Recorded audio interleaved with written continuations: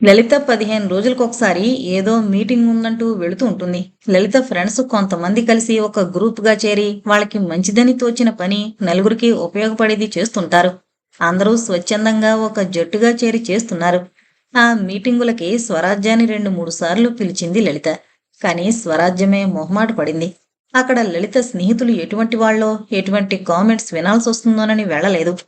కానీ ఆలోచిస్తున్న కొద్దీ స్వరాజ్యానికి లలిత స్నేహితులు అలా విమర్శించేవాళ్లు కాదేమనిపిస్తోంది. అలా అనిపించడానికి కూడా కారణముంది. అదేంటంటే తిలక్ వాళ్ళింట్లో ప్రతిరోజు రాత్రి భోజనాలయ్యాక 9 గంటలకి టీవీలో వార్తల ముఖ్యాంశాలు మట్టుకు వినేసి కుటుంబ సభ్యులందరూ బయట అరుగు మీదకి చేరతారు. 10 గంటల దాకా ఆ రోజు పొద్దట్నుంచి జరిగినవి, ఎవరెవరికి ఏమేమి కొత్తగా అనిపించింది అన్నీ ఒకరికొకరు చెప్పుకుంటారు. అలా గంట సేపు వాళ్ళు మాట్లాడుకునే మాటల్లో ఇంట్లో తల్లి మేనత్తా చేసే పని దగ్గర నుంచి లలిత కాలేజీ కబుర్లు, తిలక్ ఆఫీసు విషయాలు, స్రవంతి సారథి ఆ రోజు చేసిన అడ్వెంచర్లు అన్నీ వచ్చేస్తాయి. వద్దంటున్నా వినకుండా ఆ బుడిద గుమ్మడికాయ తరుగుతూ కూర్చుందిరా. చేతులు చూడు ఎలా గిరుకుపోయాయో. తల్లి మేనత్త మీద ఫిర్యాదు చేస్తుంది. చంటి వెధవకి పచ్చొడియాలు ఇష్టమే, మనం కష్టమనుకుంటేలా అనే మేనత్త సమర్థింపు దగ్గర నుంచి తిలక్ ఆఫీసు పని మీద క్యాంపులకు వెళ్ళినప్పుడు వినే కొత్త విషయాలు, లలిత కాలేజీ కబుర్లు, మరింక పిల్లల మధ్య కబుర్లు చెప్పనే అక్కర్లేదు. ఈ విషయాలన్నీ చర్చకొచ్చేవి. కొత్తలో ఒకరోజు అడిగింది స్వరాజ్యం, న్యూస్ పూర్తిగా వినరా అని. ఏం వింటామక్క, నేను పుట్టినప్పటి నుంచి ఉన్న కాశ్మీర్ సమస్య ఇప్పటికీ తీరలేదు. ఈ రోజు కూడా హెడ్లైన్స్ అదే. మరింక మత కలహాలు పెరుగుతున్నాయి తప్పితే తరగడం లేదు. ఎక్కడో కాశ్మీర్లో ఢిల్లీలో కొట్టుకుంటున్న వాళ్ళని మనమేం చేయలేం కదా. అందుకే హెడ్లైన్స్ మాత్రం విని వదిలేస్తాం. ఆ రోజు మాకెలా గడిచిందో ఒకరికొకరం చెప్పుకుంటాం. మర్నాడు మళ్ళీ అందరం ఫ్రెష్గా అయిపోయి ఎవరి పని మీద వాళ్ళం వెళ్ళిపోతాం. మా చుట్టూ ఉన్న ఒడిదుడుకులు తప్పించుకుని సమస్యలు పరిష్కరించుకుని మరొకరిని బాధ పెట్టకుండా మాకు మేము ఒకరికొకరున్నాం అనుకుంటే అదే చాలు కదక్క అన్నాడు తిలక్. అవునదినా, రోజు మొత్తం మీద ఈ ఒక్క గంట నాకెంతో ఇష్టం. బయట చాలా విషయాలు వింటుంటాను, చూస్తుంటాను. అందులో మంచేదో చెడేదో నేను సాయం చేయగలిగింది ఏదైనా ఉందేమో. ఇంట్లో వాళ్ళకి నా సాయం ఎంతవరకు కావాలో అన్నీ తెలుస్తాయి. పిల్లలకైతే మరీను. వాళ్ళకి ప్రతిదీ వింతగానే కనబడుతుంది. అమ్మ నాన్న వాళ్ళు చెప్పేవన్నీ ఓపిగ్గా వినాలి. అది వాళ్ళకొక అవుట్లెట్. మనం వినకపోయామనుకో బయట ఎవరి దగ్గరకో వెళ్ళవలసి వస్తుంది. ఆ అవసరం మనం వాళ్ళకి ఎందుకు కల్పించాలి? అందుకే ఎక్కువగా పిల్లల విషయాలే ప్రస్తావనకొచ్చేలా చేసి వాళ్ళ చేత ఎక్కువ మాట్లాడిస్తుంటాం. ఈ పద్ధతి బాగా నచ్చింది స్వరాజ్యానికి. మనసులో మాట చెప్పుకునేందుకు ఇంట్లోనే తనకు కావలసిన వాళ్ళున్నారన్నప్పుడు మనిషికి ఎంత ధైర్యంగా ఉంటుంది.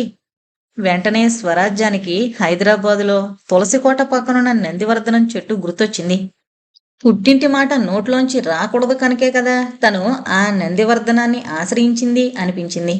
అలాంటి ఒక రోజు రాత్రి మాటల్లో లలిత లచ్చి అనే 10 ఏళ్ల అమ్మాయి కథ చెప్పినప్పుడు స్వరాజ్యం కదిలిపోయింది. ఒకరోజు లలిత సెకండ్ హ్యాండ్ బుక్ స్టాల్ నుంచి పుస్తకం ఒకటి కొని తెచ్చింది. అది ఈ మధ్య ప్రింట్ కాలేదు, షాపుల్లో స్టాక్ లేదు. అందుకే ఒక సెకండ్ హ్యాండ్ బుక్ స్టాల్లో కనపడగానే కొనేసింది. అది చదువుదామని తీసేటప్పటికి అందులోంచి ఒక పోస్టు కార్డు జారిపడింది. ఆ కార్డు మీద అక్షరాలు ఎగుడు దిగుడుగా చదువు సరిగ్గా రాని వాళ్ళు రాసినట్టున్నాయి. దానిమీద, అమ్మా నేనిక్కడ ఉండలేను, మీరు దయతో వచ్చి నన్ను తీసుకువెళ్ళండి లచ్చి అనుంది. ఆ పుస్తకం ఎవరిదా అని చూస్తే పుస్తకం మీదున్న పేరు, కార్డు మీద అడ్రస్సు ఒకటే. అంటే ఆ ఉత్తరం ఆ పుస్తకం స్వంతదారైన కమలామణి అనే ఆవిడికి వచ్చిందన్నమాట. ఎక్కడ్నుంచా అని చూస్తే పోస్టు ముద్ర బాగా మాసిపోయి కనీ కనపడినట్టు బొంబాయి అన్న అక్షరాలేమో అన్నట్టున్నాయి. అంటే ఈ ఉత్తరం బొంబాయి నుంచి లచ్చి అనే అమ్మాయి కమలమణి అనే ఆవిడికి రాస్తే ఆవిడ దాన్ని పుస్తకంలో పెట్టి మరిచిపోయి ఆ పుస్తకాన్ని పాత కాగితాల వాడికి కిలో లెక్కన అమ్మేసిందన్నమాట. ఆ పుస్తకాల వాడు ఈ పుస్తకం ధర పలుకుతుందని సెకండ్ హ్యాండ్ బుక్ స్టాల్ వాడికి అమ్మాడు. అది లలితకు దొరికింది. కమలమణి అంటే కాకినాడలో మంచి సంఘ సేవకురాలని పేరున్నావిడ. పాపం ఎవరో అమ్మాయి బొంబాయి నుండి ఆవిడ సహాయం కోసం రాసింది అనుకుంటూ ఈ విషయం ఒక మీటింగ్లో తన స్నేహితులతో చెప్పింది లలిత. బొంబాయి నుంచి సాయం కోసం కమలమణికి ఉత్తరమా? ఆశ్చర్యంగా ఉందే, ఏది అని అడిగింది వసంత. ఆవిడికి కమలమణి అంటే సదభిప్రాయం లేదు. సంఘసేవ పేరుతో స్వార్థం చూసుకుంటుందని ఆవిడ ఆరోపణ. మీకేం తెలుసు కమలమణి సంగతి? నన్ను అడగండి, నేను చెబుతాను. ఆ మధ్య గుడిసెలు కాలిపోయినప్పుడు ఈవిడ పూనుకొని అందరి దగ్గర బట్టలు బియ్యం అన్నీ కలెక్ట్ చేసిందా? దయగల వాళ్ళందరూ మంచి మంచి బట్టలు ఇచ్చారు. ఆ బట్టల్లో మంచి చీరలన్నీ ఆవిడే ఉంచేసుకుంది. కాస్త బాగున్నవి తన సొంత పని మనుషులకి ఇవ్వడానికి కట్టేబెట్టింది. ఆఖరికి ఎందుకు పనికిరానివి మరీ పిగిలిపోయినవి పట్టుకెళ్ళి ఆ గుడిసెల వాళ్ళ మొహాన పడేసింది. రమణి అందుకుంది. అవును, బియ్యం పప్పులు కూడా మా వీధి చివర కొట్లో అమ్మేసింది. ఆ కొట్టువాడు చెప్పాడు. చిచ్చి, ఇంకెందుకు సంఘసేవనే ముసుగు? లలిత అడిగింది. ఎందుకేంటి? కడుపు నిండిన బేరం. వాళ్ళు ఇళ్లలో పని చేయనక్కర్లేదు. బోళ్ళు మంది పనివాళ్ళు బయట పని చేయనక్కర్లేదు. మొగుడు బోళ్ళు సంపాదించి పోస్తుంటాడు. మరి కాలక్షేపానికి ఉద్యోగం లాంటిదేమైనా చేసుకోవచ్చు కదా? ఉద్యోగమా? స్త్రీ స్వేచ్ఛ స్వాతంత్రం గురించి ఎంత గొప్పగా ఉపన్యాసాలు ఇచ్చేటువంటి మహిళామణుల్లో కొందరి ఆలోచనల్లో ఒకటే ఉద్దేశం ఉంటుంది. స్త్రీ ఉద్యోగం చేస్తుందంటే అది పూట గడవకానే వాళ్ళ ఉద్దేశం. అంతేకాని స్త్రీ సమానత్వం కోసం ఉద్యోగం చేస్తుందని వాళ్ళనరు. అందుకే ఎవరైనా ఉద్యోగం చేయరా అంటే మాకు ఉద్యోగం చేసే అవసరమేముంది అంటారు. మరి ఈ సంఘసేవ మట్టుకెందుకు? నిజంగా సంఘసేవ చేసేవాళ్ళు ఏ గుర్తింపుని కోరుకోరు. కానీ వీళ్ళ దృష్టిలో సంఘసేవ వేరు. దానివల్ల వాళ్ళకి నలుగురిలో పేరొస్తుంది. పేపర్లో ఫోటో పడుతుంది. పెద్ద పెద్ద వాళ్లతో పరిచయాలు పెరుగుతాయి. ఆ పరిచయాల్ని వాళ్ళు స్వార్థానికి ఉపయోగించుకోవచ్చు. అలాంటి ఆడవాళ్ళు కూడా ఉంటారా? ఎందుకొనరు? అసలు నాకు కమలమణి మీద అనుమానమే. ఈ అమ్మాయి ఎవరో ఇలా అక్షరాల్ని ఎగుడు దిగుడుగా రాసిందంటే ఆ అమ్మాయికి ఎక్కువ చదువు వచ్చుండదు. ఏవో అక్షరాలు మట్టుకు నేర్చుకుని ఉంటుంది. ఆ పిల్లకి ఈ కమలమణి అడ్రస్ తప్పితే మరేమీ తెలీదు. దాన్ని బట్టి ఆ అమ్మాయికి కమలమణికి ఏదో కనెక్షన్ ఉండాలి అంది రమణి. వసంత అందుకుంది. తప్పకుండా ఉండుంటుంది. ఉండండి, కాస్త కాస్త గుర్తొస్తోంది. 4 ఏళ్ల క్రితం మన ప్రాంతాల్లో తుఫానొచ్చింది, గుర్తుందా? గబుక్కుని అడిగింది.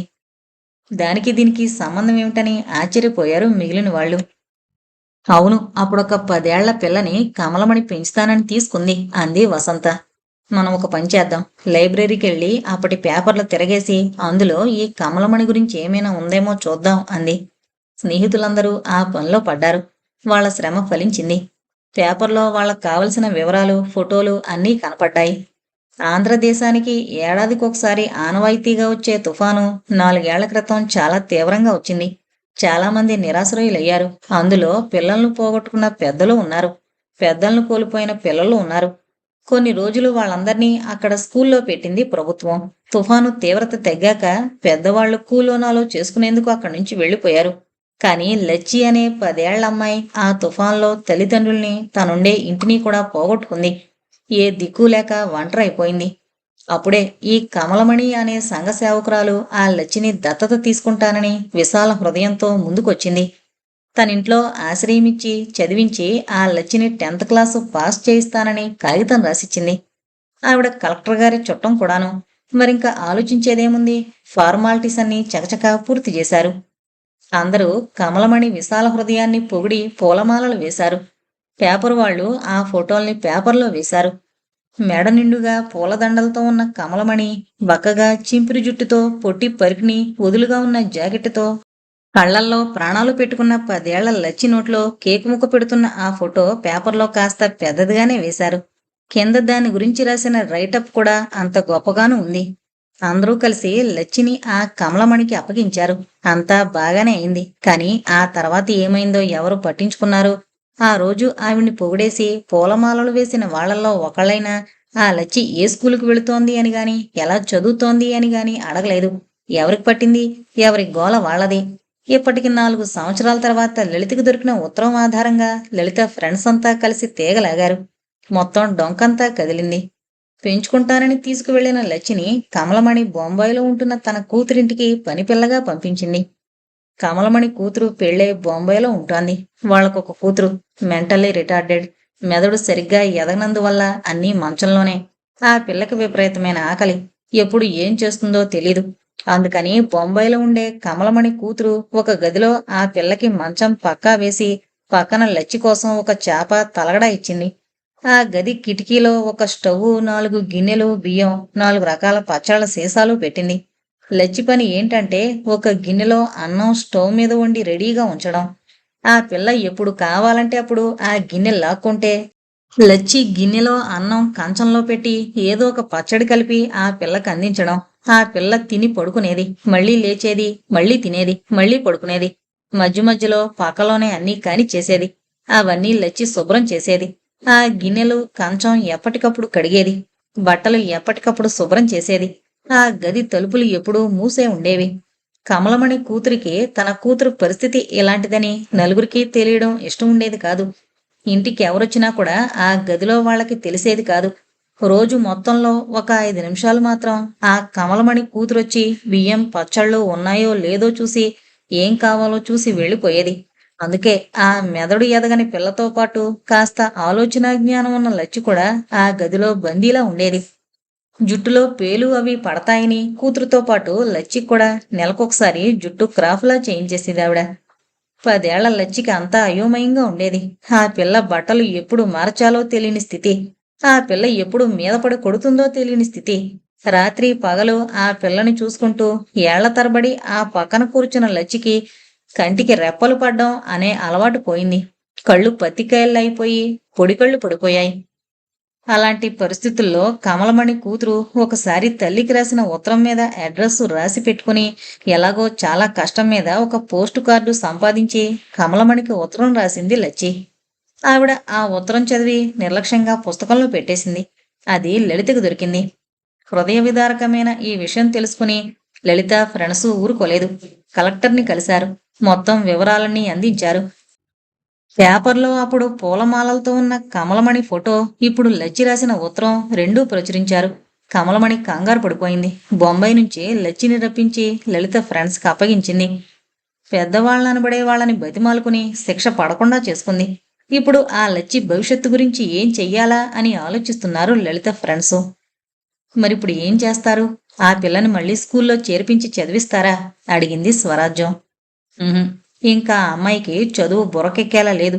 చేతి పనేదైనా నేర్పించి 4 డబ్బులు సంపాదించుకునే మార్గం ఏదైనా చూడాలి. ఇలాంటి మనుషులు కూడా ఉంటారా? ఆశ్చర్యపోయింది స్వరాజ్యం. ఎంతకన్నా దుర్మార్గులుంటారక్క. మనకి ప్రపంచం గురించి తెలిసేది తక్కువే అన్నాడు తిలక్. ఇటువంటి విషయాలు విన్నాక స్వరాజ్యానికి కూడా ఒకసారి వాళ్ళ మీటింగులకి వెళ్ళి ఇంకా ఎటువంటి విషయాలు మాట్లాడుకుంటారో వినాలనిపించింది. ఈసారి లలిత ఫ్రెండ్స్ అంతా కాకినాడకి 20 మైళ్ల దూరంలో ఉన్న శాంతి ఆశ్రమం వెళ్ళడానికి ప్రోగ్రాం వేసుకున్నారు. బొంబాయి నుంచి తీసుకొచ్చిన లచ్చికి ఆ ఆశ్రమంలో ఆశ్రయం దొరుకుతుందేమో చూద్దామని బయలుదేరారు. ఒక వ్యాన్ మాట్లాడుకుని పొద్దున్నే 9 గంటలకల్లా బయలుదేరారు. వ్యాన్లో ఆశ్రమానికి వెళుతుంటే దారిలో రమణికి ఒక సందేహం వచ్చింది. ఇంత కష్టపడి మనం ఈ లచ్చిని ఆ చెర నుంచి విడిపించాం. ఇప్పుడు ఈ ఆశ్రమం ఎలాంటిదో ఎవరికైనా తెలుసా? వసంత్ అందుకుంది. అయ్యో తెలియకేం, నాకు బాగా తెలుసు. ఈ ఆశ్రమం నడిపే అన్నపూర్ణమ్మ గారికి పబ్లిసిటీ పిచ్చి లేదు. అందుకే ఆశ్రమం గురించి ఎక్కువగా పేపర్లలో వార్తలు ఫోటోలు రాలేదు. ఈ అన్నపూర్ణమ్మ గారు మాకు కొంచెం దూరపు చుట్టమే. మా నాన్నగారు చెబుతుంటారు. ఫ్రీడమ్ మూమెంట్లో ఆవిడ భర్త రామకృష్ణ గారు కూడా బాగా యాక్టివ్గా ఉండేవారట. ఫ్రీడమ్ మూమెంట్ అనగానే స్వరాజ్యానికి తండ్రి గుర్తుకొచ్చాడు. ఆసక్తిగా వినసాగింది. అయితే వీళ్ళు అప్పటి మనుషులన్నమాట. ఉమ్, గాంధీ గారికి బాగా సన్నిహితంగా ఉండేవారట. స్వతంత్రం వచ్చాక మరింక ఎన్నికలు నాయకత్వం అనే వాటి జోలికి పోకుండా ఒక ఆశ్రమం లాంటిది కట్టి వాళ్ళ జీవన పద్ధతికి ఇష్టపడే వాళ్ళు ఎవరైనా ఉంటే వాళ్ళకి జీవనాశ్రయం ఇస్తున్నారట. అంటే వాళ్ళ జీవన పద్ధతి మన పద్ధతిలా ఉండదా? రమణ అడిగింది. మన పద్ధతి అంటే ఒకరు సంపాదిస్తే నలుగురు తినడం, ఎదుటివాణ్ణి దోచుకు తినడం, ఇటువంటి పద్ధతులు మన పద్ధతులు అనుకోవచ్చు. ఆశ్రమంలో చిన్న పెద్ద అందరూ కూడా ఎవరికి చేతనైన పని వాళ్ళు చెయ్యాలి. సోమరిగా మట్టుకు ఏ వ్యక్తి ఉండకూడదన్నమాట. రామకృష్ణ గారు మా నాన్నగారితో అంటుండేవారట, దానిని శబర్మతి ఆశ్రమంలా చేస్తానని. రామాదేవి చెప్పింది. మరిక్కడ పనేమీ చేతకాని వాళ్ళు చేరడానికి లేదా? స్వరాజ్యం అడిగింది. లలిత చెప్పింది. ఏ పని చేయకుండా ఏ మనిషి ఉండలేడు కదా వదిన. కాలాన్ని పనికిరాని పనుల మీద పెట్టి దుర్వినియోగం చేసే బదులు ఉత్పత్తి చేసే వేటి మీదైనా పెట్టి సద్వినియోగం చేస్తే చేసిన వాళ్ళు వాళ్లతో పాటు మరో నలుగురు బతుకుతారనే ఉద్దేశంతో చెప్పిన మాట అది. ఒక దీపం 100 దీపాల్ని వెలిగించొచ్చు కదా. వసంత మళ్లీ చెప్పడం మొదలుపెట్టింది.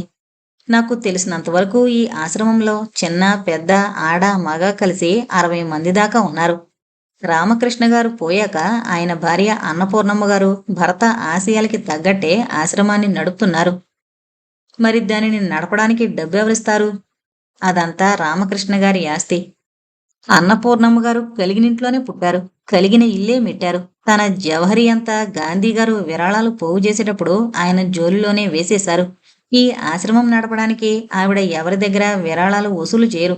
ఆస్తి మీద ఐవేజ్ అంతా ఆవిడ ఆశ్రమ నిర్వహణకే ఖర్చు పెడుతున్నారు. పైగా ఆశ్రమంలో వాళ్ళందరూ వారికి చేతనైన చేతి పనులు చేస్తుంటారు. వాటిని మార్కెట్లో అమ్మితే వచ్చిన డబ్బు కూడా ఆశ్రమానికే వాడుతుంటారు. మరి ఆస్తి అలా రాసేస్తే వాళ్ళ పిల్లలు ఊరుకున్నారా? రమణ అడిగింది. వాళ్ళకొక్కడే కొడుకు. బాగా చదువుకుని ఏదో మంచి ఉద్యోగంలోనే ఉన్నాడు. అప్పుడప్పుడు వచ్చి తల్లిని చూసి వెళుతుంటాడట కాని ఆస్తి గురించి అడగడట. తండ్రికి తగ్గ కొడుకు అనిపించుకున్నాడు. మాట్లాడుతుండగానే ఆశ్రమం వచ్చేసింది. 2 ఎకరాల స్థలం. చుట్టూ ఫెన్సింగ్ లోపల విడివిడిగా చాలా కుటీరాలున్నాయి. కొన్ని పెద్దవి, కొన్ని చిన్నవి. ఎదురుగుండా కనిపించిన ఆఫీసు బోర్డున్న కుటీరంలోకి వెళ్లారు.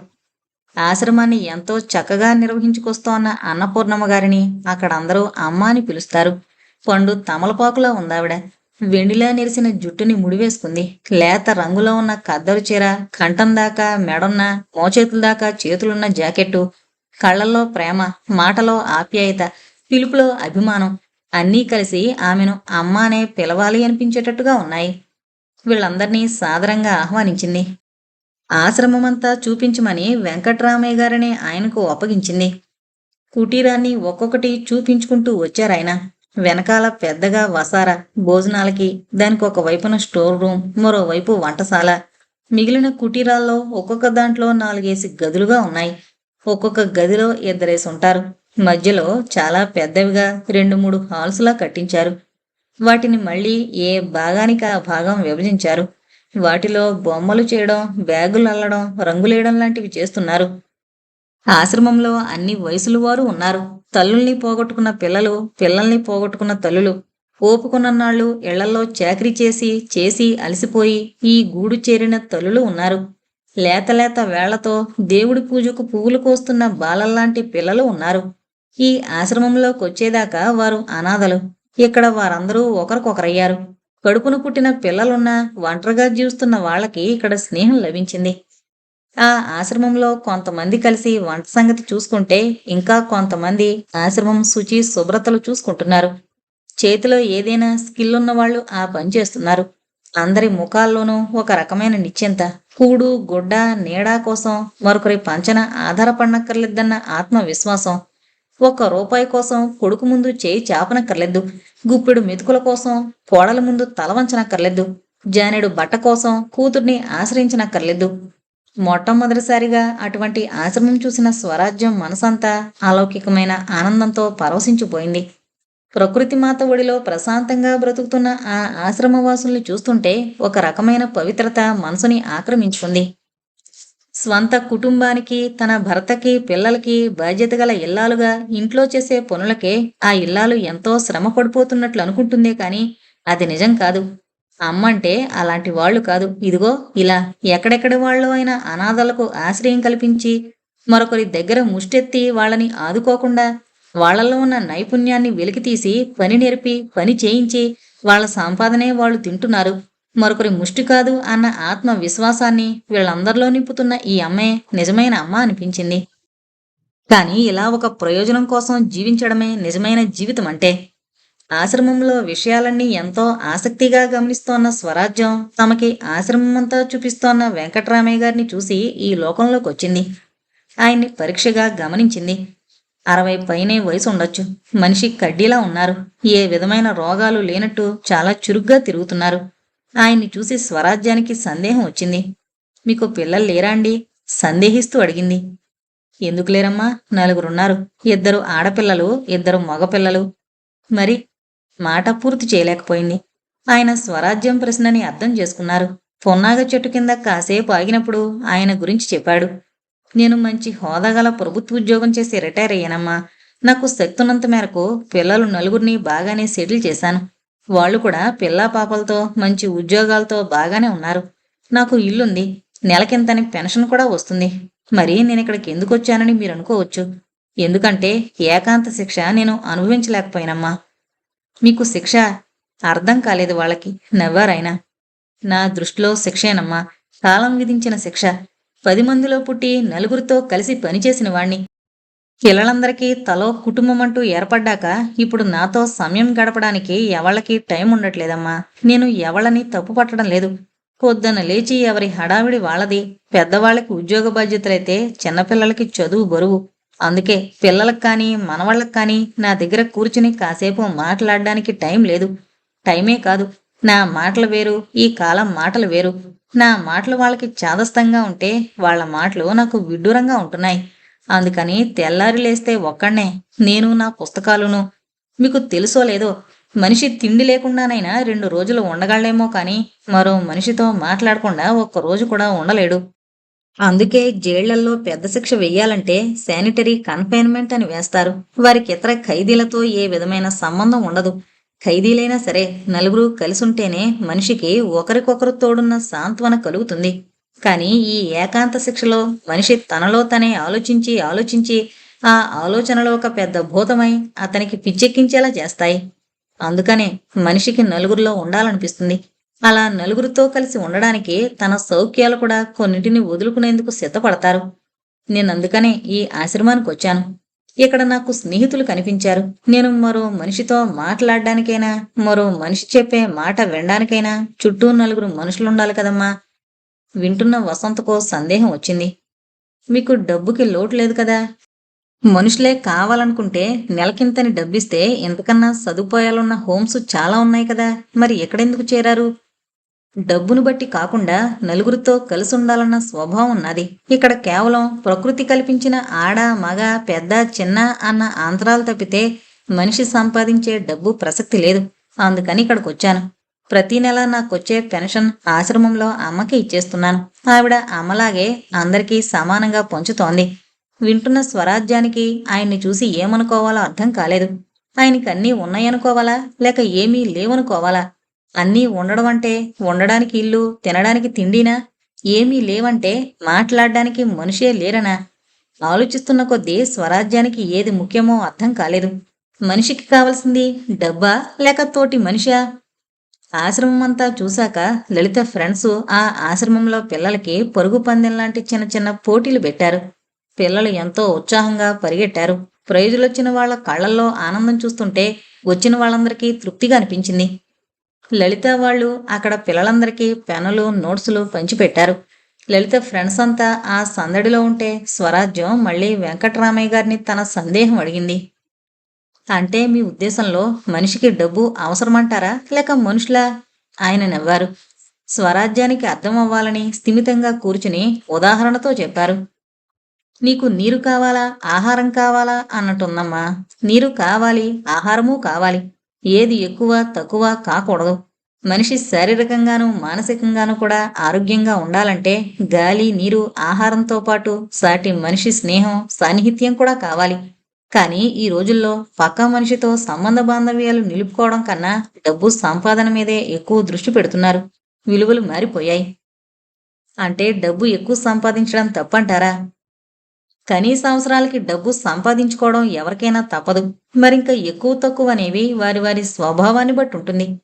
మజ్జిగన్నం తిని మనిషి తృప్తిగా తేనుస్తాడు. అదే అన్నాన్ని పాలు పంచదారతో కలిపి పరమాన్నం తిన్న వ్యక్తి తృప్తిగా తేనుస్తాడు. కడుపు నిండడం అన్నది ఇద్దరికీ ఒకటే. కానీ ఏం తిని కడుపు నింపుకున్నామన్నది ఆ వ్యక్తుల స్వభావాన్ని బట్టి ఉంటుంది. స్వరాజ్యానికి అర్థం కానట్టు చూసింది. ఆయన మళ్ళీ వివరించాడు.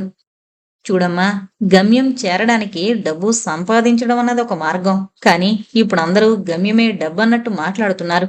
అందుకనే ఈ రోజుల్లో డబ్బున్న మనిషికున్న విలువ మరొకరికి లేదు. మనిషిని డబ్బును బట్టి విలువ కట్టడం తప్పంటారా? తప్పనే అంటాను. డబ్బు ఇవాళుంటుంది, రేపు పోతుంది. కానీ ఎప్పటికీ ఉండిపోయేది ఆ మనిషి స్వభావం. దొంగతనం దోపిడీలు చేసి కూడా డబ్బు సంపాదించొచ్చు.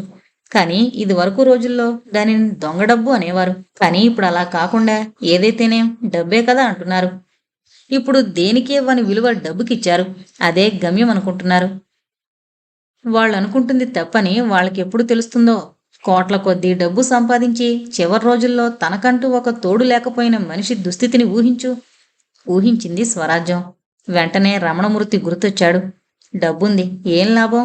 డబ్బే ప్రధానమనుకున్న చెల్లెలు తమ్ముడు ఆ డబ్బు ఉన్నన్నాళ్ళు వస్తారు. కూర్చుంటే లేవలేని తల్లి. డబ్బుతో ప్రమేయం లేకుండా అతనికి ఏ నిమిషానికేం కావాలో చూసేది తనొక్కతే. మరి తన తోడు లేకపోయిందే అని అతను విచారిస్తున్నాడా? ఒకసారి తల విదిలించుకుంది. బలవంతాన ఆ ఆలోచనల్ని మళ్లించి చుట్టూ చూసింది. లలిత ఫ్రెండ్స్ అందరూ అమ్మ చుట్టూ ఉన్నారు.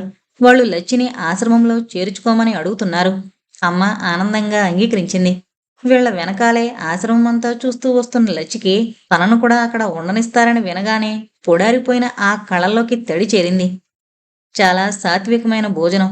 పప్పు, కూర, చారు, మజ్జిగతో భోజనం పెట్టింది అమ్మ వీళ్ళందరికీ. పంచభక్ష పరమాణాలు తిన్నట్టు మనసు నిండిపోయింది. వెనక్కొస్తున్నప్పుడు కూడా ఆ ఆశ్రమం పరిసరాలు, అందులోని మనుషుల గురించిన ఆలోచనలు స్వరాజ్యాన్ని వదల్లేదు. వారి కథ ఒక్కొక్కరిది ఒక్కొక్క రకం. ఆలోచించగా ఆలోచించగా ఒకటే అనిపించింది. వీళ్ళందరికన్నా తనెంత నయం. తమ్ముడు హృదయపూర్వకంగా ఆశ్రయం ఇచ్చాడు. తల్లి, మేనత్త ఆప్యాయంగా అన్నం పెడుతున్నారు. లలిత లాంటి మంచి స్నేహితురాలుంది. తనని హుషారుగా ఉంచడానికి స్రవంతి, సారథిల్లాంటి శిశింద్రిలున్నారు. ఇంకా తనెందుకు బాధపడాలి? రమణమూర్తి తలుపు తీయనంతలో, పతాంజలి పొమ్మన్నంతలో తనకిక జీవితమే లేదా? వీళ్ళందరికన్నా కూడా బాగానే బతకగలదు. ఇంటికొచ్చాక ఆ మాటే లలితతో చెప్పింది. లలిత నవ్వింది. అంటే పెద్ద గీతలాంటి వాళ్ళందరి కష్టాలు చూశాక మీ కష్టం చిన్న గీతలా చిన్నదనిపించిందన్నమాట. నిజమే. ప్రపంచంలో కష్టాలన్నీ మనమే పడిపోతున్నట్టు అనుకోవడం ఎందుకు? చాలా చాలా మంది కన్నా మనం ఎంతో మిన్న అనుకున్నప్పుడే హాయిగా ఉండగలం. బతకడం బతికేస్తారు, కానీ జీవించడం మటుకు కొందరే జీవించగలరు.